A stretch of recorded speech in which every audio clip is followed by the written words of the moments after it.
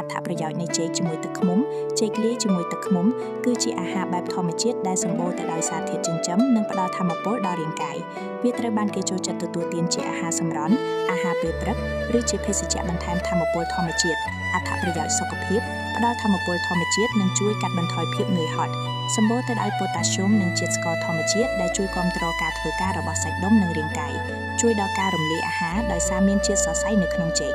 ជួយបន្ថយការមិនស្រួលក្រពះនិងអាចកាត់បន្ថយអាស៊ីតក្នុងក្រពះមានសារធាតុប្រឆាំងអុកស៊ីតកម្មដែលជួយការពាររាងកាយពីសារធាតុប៉ះពាល់ផ្សេងៗ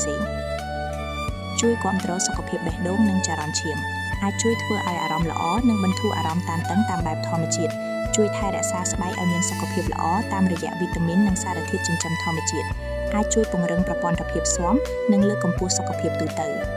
ការផ្សំគ្នារវាងចេកនិងទឹកឃ្មុំគឺសាមញ្ញឆ្ងាញ់និងមានប្រយោជន៍សម្រាប់មនុស្សគ្រប់វ័យអត្ថប្រយោជន៍នៃចេកជាមួយទឹកឃ្មុំចេកលាយជាមួយទឹកឃ្មុំគឺជាអាហារបែបធម្មជាតិដែលសម្បូរទៅដោយសារធាតុចិញ្ចឹមនិងផ្ដល់ថាមពលដល់រាងកាយវាត្រូវបានគេចូលចិត្តទទួលទានជាអាហារសម្រន់អាហារពេលព្រឹកឬជាភេសជ្ជៈបន្ថែមថាមពលធម្មជាតិអត្ថប្រយោជន៍សុខភាពផ្ដល់ថាមពលធម្មជាតិនិងជួយកាត់បន្ថយភាពនឿយហត់សម្បូរទៅដោយប៉ូតាស្យូមនិងជាតិស្ករធម្មជាតិដែលជួយគាំទ្រការធ្វើការរបស់សាច់ដុំនិងរាងកាយជួយដល់ការរំលាយអាហារដោយសារមានជាតិសរសៃនៅក្នុងចេក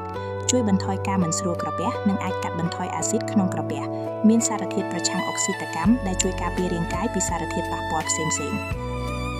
ជួយគាំទ្រសុខភាពបេះដូងនិងចរន្តឈាមអាចជួយធ្វើឲ្យអារម្មណ៍ល្អនិងបន្ធូរអារម្មណ៍តានតឹងតាមបែបធម្មជាតិជួយថែរក្សាស្បែកឲ្យមានសុខភាពល្អតាមរយៈវីតាមីននិងសារធាតុចិញ្ចឹមធម្មជាតិអាចជួយពង្រឹងប្រព័ន្ធភាពស៊ាំនិងលើកកម្ពស់សុខភាពទូទៅ